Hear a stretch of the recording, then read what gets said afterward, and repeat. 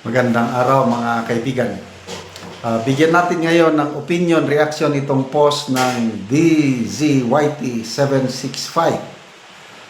Magandang balita ito. Nag-utos na ang Korte Suprema sa Kamara na mag-submit ng mga kaukulang dokumento tungkol sa isinampang kaso ni Vice President Sara, sina Attorney Torion, tungkol sa impeachment na isinagawa nila. Matatanda natin na I think last year pa ito. Magkasunod na nagsampa ang grupo ng mga abogado pinanguluan ni Attorney Torion plus ang kampo ni BP Sara na illegal o hindi tama yung isinampang impeachment complaint na naisampa sa kanya. So ito, basahin ko itong dokumento. Republic of the Philippines, Supreme Court, Manila, en banc notice. So, decision ng Supreme Court en banc. Mag-submit kayo. So, basahin ko na lang. Diretso na ako sa in order. Sabi ng ano. So, inutosan ng mga respondents. Ang respondents, ang Kamara at saka Senado. Kailang more on Kamara ito dahil silang nagsampa ng kaso eh. Ang Senado, sila lang ang tumanggap. In order to assist the court in the full resolution of the various petitions assailing, yung nirereklamo ba? Assailing the impeachment complaints against Vice President Sara Duterte, the court, without prejudice to the resolution of other issues, resolved to require the respondents to submit the following information under oath, accompanied by relevant documents, if any. Number 1, the status of the first 3 complaints filed by private citizens. Yon, 3. Yung pinatulog. Number 2, the exact dates on which the complaints filed by private citizens were endorsed by a member or members of the Congress. Number 3, as to the complaints filed by private citizens, whether the Secretary General possesses discretion on when to transmit to the Speaker of the House of Representatives any impeachment complaints properly endorsed by a member or members of the Congress. Number 4, as to the complaints filed by private citizens, the basis and authority of the Secretary General to refuse the transmittal. Dito sila madadali. Yung pinatulog.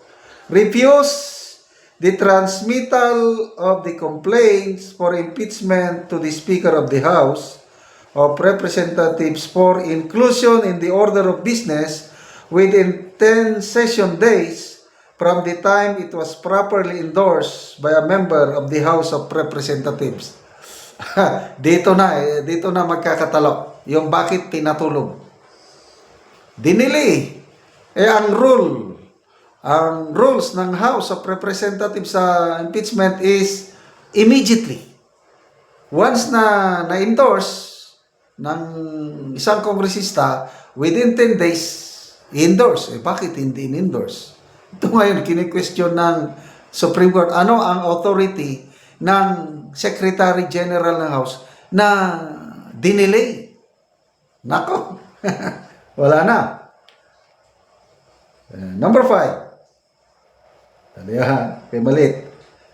As to the complaints filed by the private citizens and regardless of the legal position of the respondents, the number of session days that lapse from the time the complaints were properly endorsed by a member of the House of Representatives to its transmittal to the Speaker of the House of Representatives and its inclusion in the order of business. Next, as to the articles of impeachment, maliit. Maliit.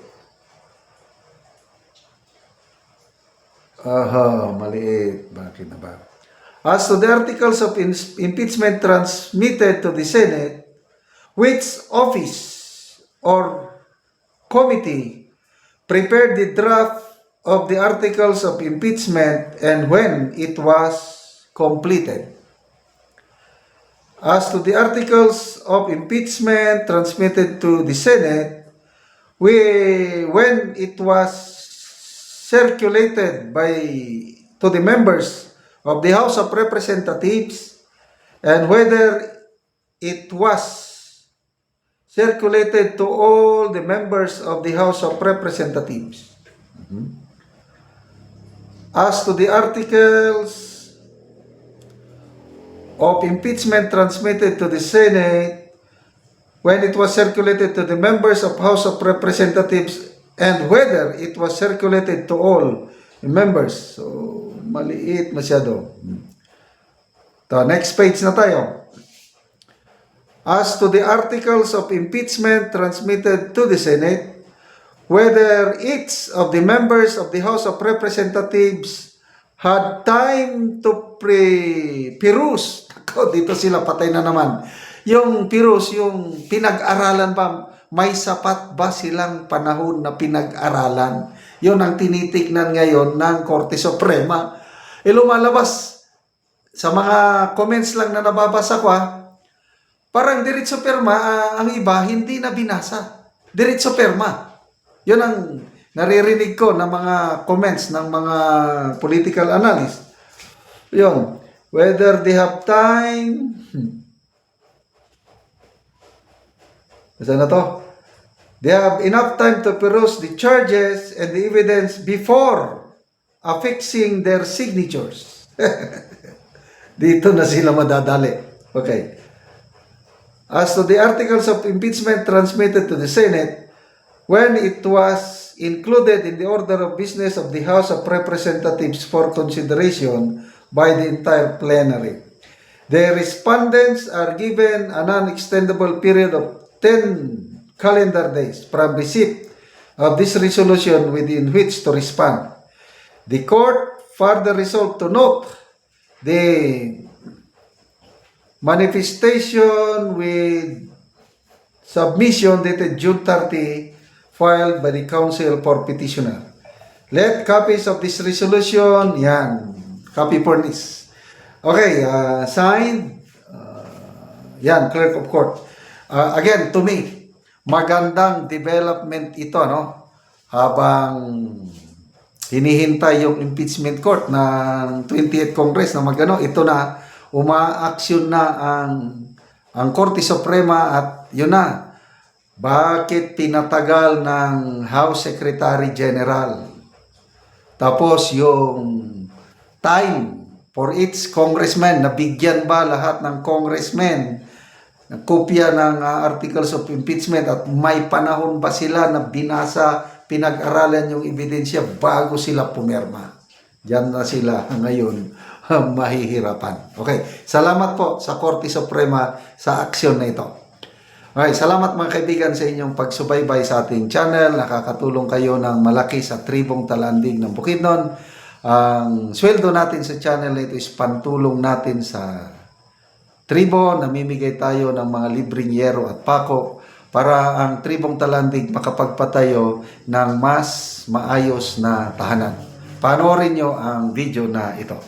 Karon mag-atok na gyud sa balay ni Ante. So lipay kayo ang nagtabang sa iyaha na makabalay na si Ante. Kay balo si Ante, gitabangan ra siya.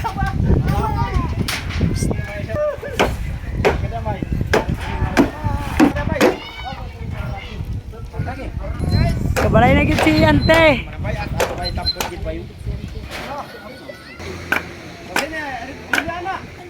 Sandayan nyo dak dia. Kali mo mani.